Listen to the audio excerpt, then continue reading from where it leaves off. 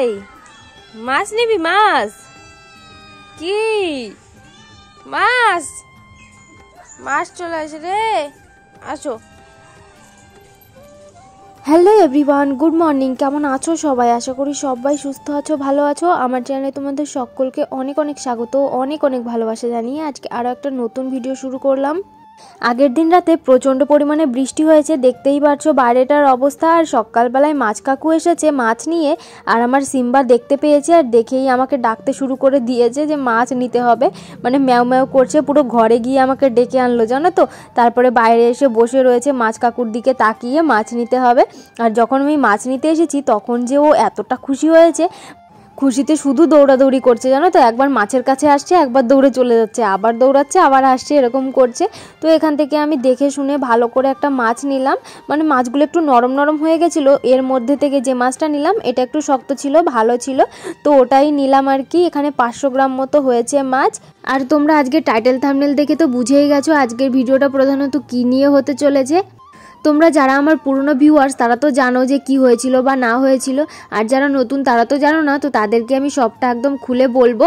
তোমরা ভিডিওটা দেখতে থাকো। আর এই যে দেখো, আমি সকালবেলায় চা বানিয়ে নিয়েছি, মাছটা ওদিকে রেখে দিয়েছি, আর সকালে একটু চা খেয়ে নেবো সেই জন্য চা বানিয়ে নিলাম। আর আমার বরের 2টো টোস্ট না হলে হয় না, সেই জন্য ওকে 2টো টোস্ট দিলাম, আর আমার জন্য একটা নিলাম, আর 4টে বিস্কুট নিয়েছি। এই দিয়েই খাওয়া দাওয়া করলে আমাদের সকালবেলায় অনেকটাই হয়ে যাবে। আর এখন এই যে দেখো, আমি যাচ্ছি হচ্ছে বাজারে, ওই পুজো করবো তো সেই জন্য আর কি কিছু কেনাকাটা আছে, সেই জন্য আমি রেডি হয়েছি, যাচ্ছি বাজারে। রান্নাবান্না করিনি, সকালে ওই যে চা বিস্কুট খেলাম তো ওই খেয়েই বেরিয়ে যাচ্ছি।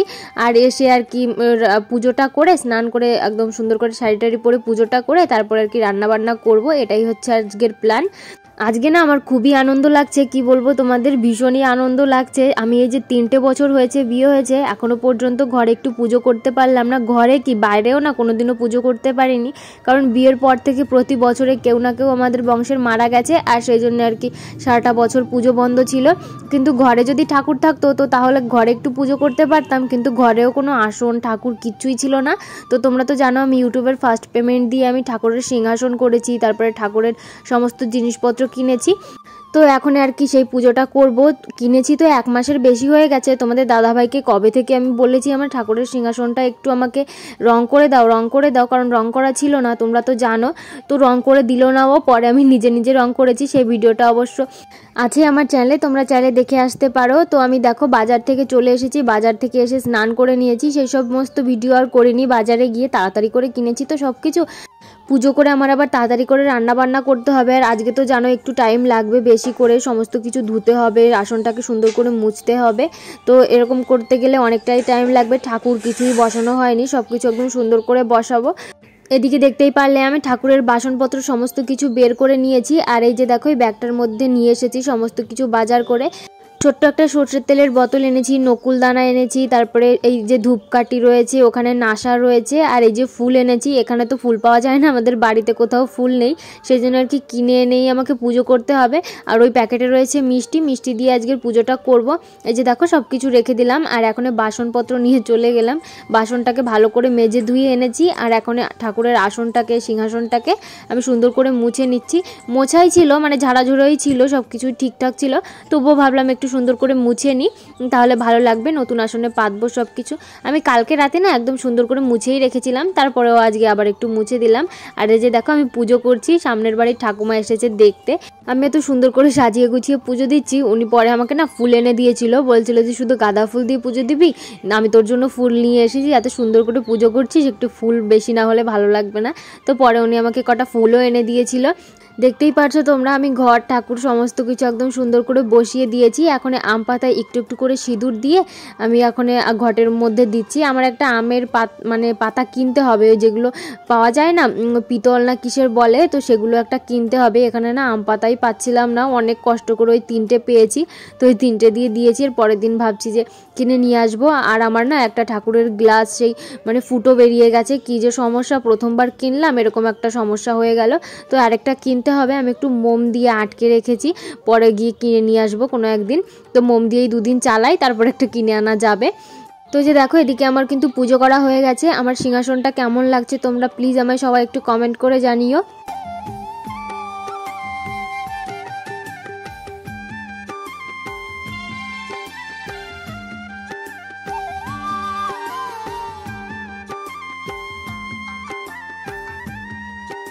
পুজো টুজো করে তারপরে দুপুরবেলা রান্না বান্না করে আমাদের খাওয়া হয়ে গেছে। এখন ওই সন্ধ্যা 5টা মতো বাজে, সন্ধ্যা 5:30 মতো বাজে। এখন রেডি হতে এসেছি, আমি যাব হচ্ছে একটা বিয়ে বাড়ি, আমার বরের হচ্ছে একটা ফ্রেন্ডের দাদার বিয়ে, তো সেখানেই আর কি যাব। এই শাড়িটা পরবো, তো সেই জন্য আর কি বের করেছি শাড়িটা, তোমাদের দেখাবো কেমন লাগছে আমায়, সবাই কিন্তু কমেন্ট করে জানাবে। তো যে দেখো আমি একদম রেডি হয়ে গেছি, তোমাদের দাদা ভাইও চলে এসেছে, ও ছিল না বাড়িতে, আমি তখন আর কি রেডি হচ্ছিলাম একটু একটু করে। পুরোপুরিভাবে রেডি হয়ে তারপরে ওকে ফোন করেছি, ও চলে এসেছে আমাকে নিতে।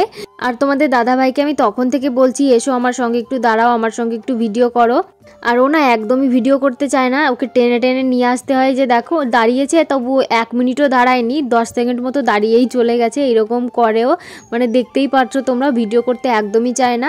তো যে দেখো আমরা বিয়ে বাড়িতে চলে এসেছি, প্রচণ্ড পরিমাণে ভিড় ছিল, তারপরে আমরা একটা বাড়িতে বসেছিলাম, ভিড়টা একটু কমেছে, মানে অনেকটাই রাত হয়ে গেছিলো আমাদের বাড়ি যেতে, জানো তো রাত 12টা মতো বেজে গেছিলো।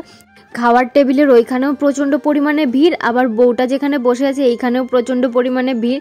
দেখতে পাচ্ছ ওই বান্ধবীটা ছবি তোলারও মানে সুযোগ পাচ্ছিল না। তারপরে আমরা এসেছি অনেক রাতে, তখন ওই 11:30 মতো বাজে, মানে 11টা মতো বাজে, তখন এসে একটু ছবি টবি তুলেছে, তারপরে এখানে একটু ভিডিও করলাম আমি। তারপরে আর কি 11:30টার দিকে খেতে গেছিলাম, খাওয়া দাওয়া করে তারপরে সোজা বাড়িতে চলে গেছি।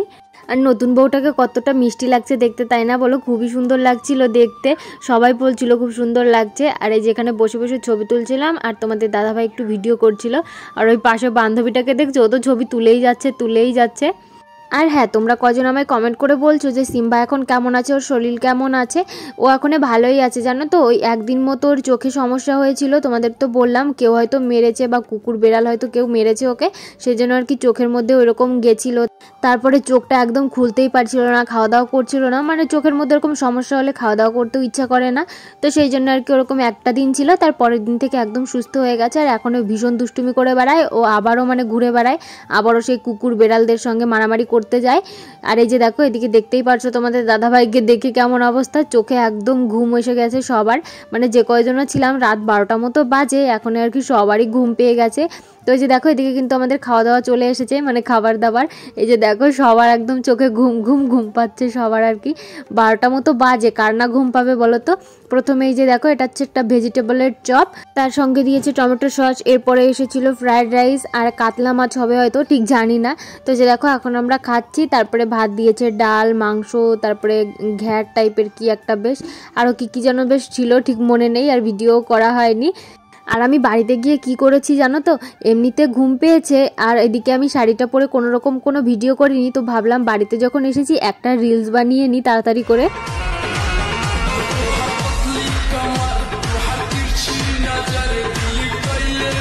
তো যে দেখো বাড়িতে এসে তাড়াতাড়ি করে রিলস বানিয়ে নিয়েছি, রিলসটা বানিয়েই ঘুমিয়ে পড়েছিলাম। তো চলো আজকের মতো টাটা।